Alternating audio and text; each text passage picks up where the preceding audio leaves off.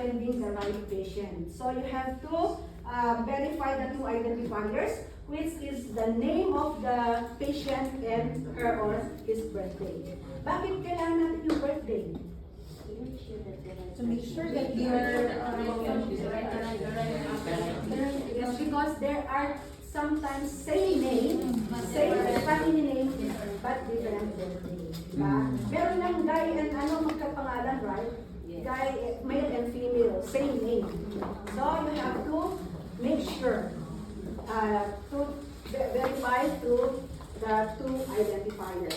Okay, after you verify, you have to provide privacy to your patient. You have to close the curtains, close the doors, and of course the windows. Alright, and then you have to explain the procedure to your patient. Auntie, until today I'm going to change your dressing. So will it be okay for you? And then, of course, they can still, because this one is just a bed sore, so of course your patient can talk, right? So if your patient can say yes, of course you have to proceed. And then, if your patient, kung hindi ko makapagsalita. if you cannot talk, you can just tell your patient if you are okay, then you just wink your eyes, or you can just wave your hands, or you can just lift your leg up. Okay, so you have to do something to make communicate with your patient. Yeah. Okay. So you already did do the protocol. Now it's time for you to clean the surface or the table that you are going to use. Okay, so by cleaning the surface, of course, I already washed my hands, done my gloves.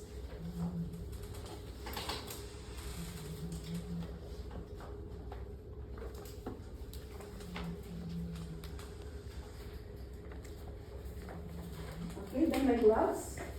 Wear apron.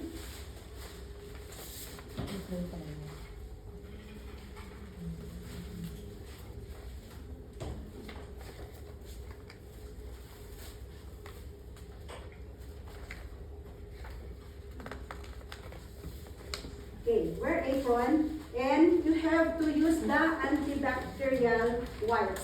Otherwise, if you are going to, if you're not going to use the antibacterial, you can just use any wet wipes, but you have to apply the antiseptic. Yeah, you have to sanitize it. You have to do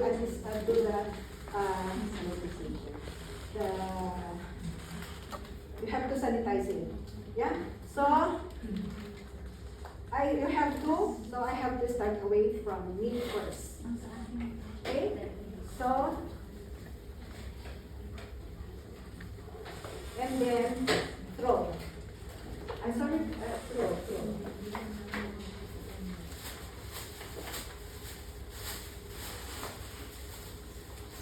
Okay? And then you have to get again another one. You have to wipe also the side of the table and the legs of the table. Sometimes the common mistake, guys, is you just sanitize it and then you're going to grab it immediately, or you're going to hold it immediately. Please don't touch when you already sanitize the table. So since the table is wet, I need to dry it.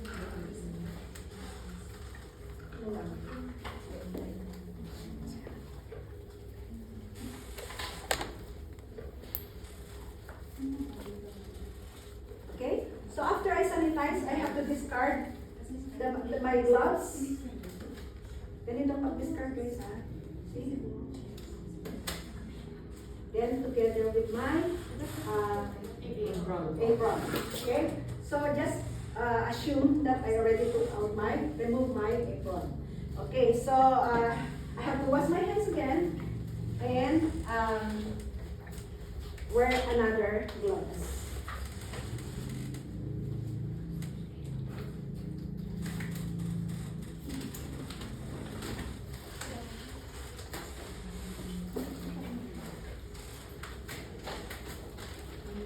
Meron ba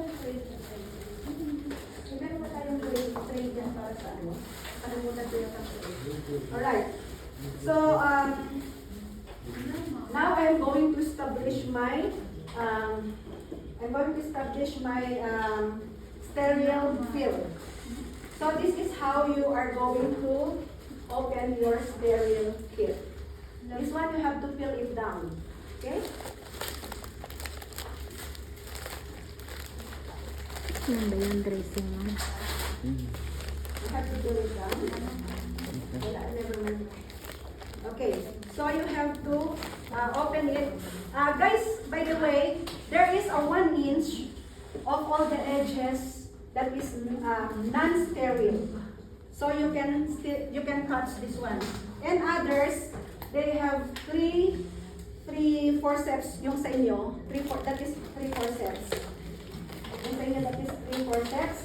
So you can just use the forceps in opening the stereo field. Okay. So still you can touch this one because this one is non-stereo. Okay. All right. So in here.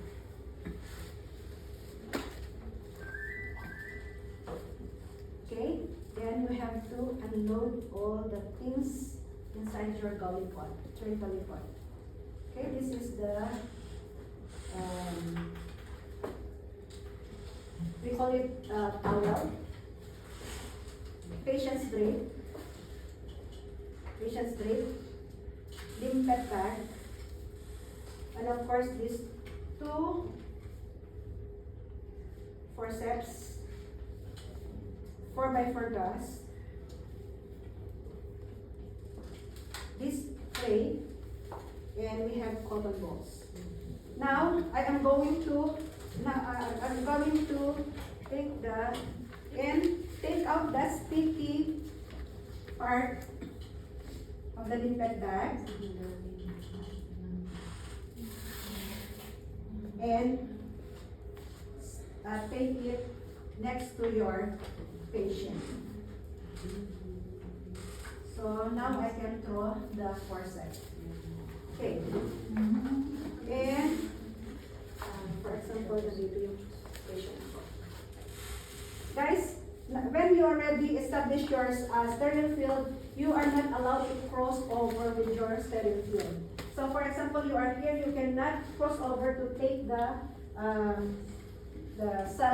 saline water, okay, or saline water, or anything.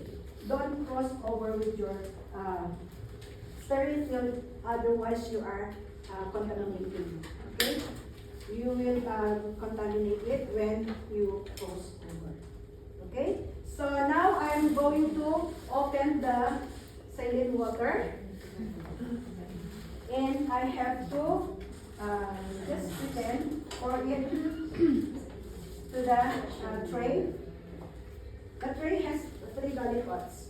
Okay, so this one is, if I'm going to irrigate, there is a thing, or actually I have, I forgot to gather all my materials. Alright, so I have to gather all my materials. I have this saline water, I have micropore tape, I have gas 4x4, and another gas which is bigger if you have bigger holes, and I have measuring guide.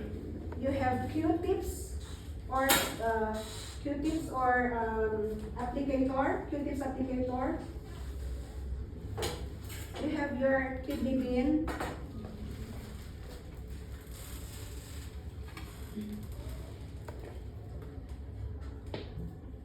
Ayaw ko yung pala. Yung forever yata. Gusto niya forever. Diba? Buti pa yun yung forever. And you have your wound healing cream, which will keep your wound bed moist. And of course, antiseptic cream. Antiseptic cream. Actually, you don't need betadine because this one is a bed sore. So You will need, of course, gloves. And for your irrigation, you need syringe.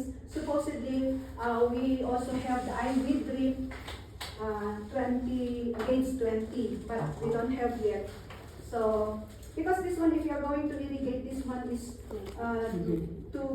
it's big. And if you are going to, for example, you are going to irrigate, flush it with the saline water, guys, masyado siyang, it's too big. And then the flow, it will kill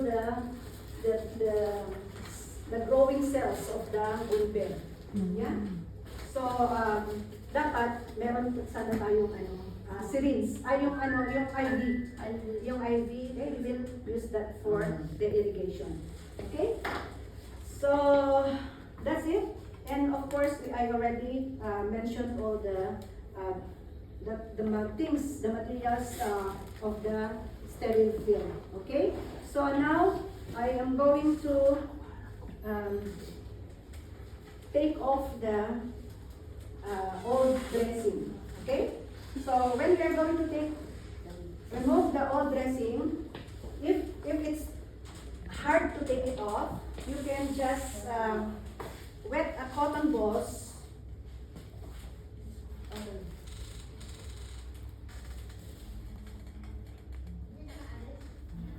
Contaminate na. Wait na. Contaminate na. Sorry. Okay, you can just you will just dip it with water and then tap. Okay, and then you will just remove. Okay. So when you remove, you see to it that you have to assess first. Assess. So what are you going to assess? Color. Smell, color, smell, odor, Consistency. yes, the consistency, If there's any redness, sign of infection. and then you have to examine the drainage as well. Masyado bang marami, the amount of the drainage, right? Okay, so the color, the consistency, the odor. Okay? Alright, so and then you have to take out the packing or filling. This is the filling, but you have to take off first the old one. You can still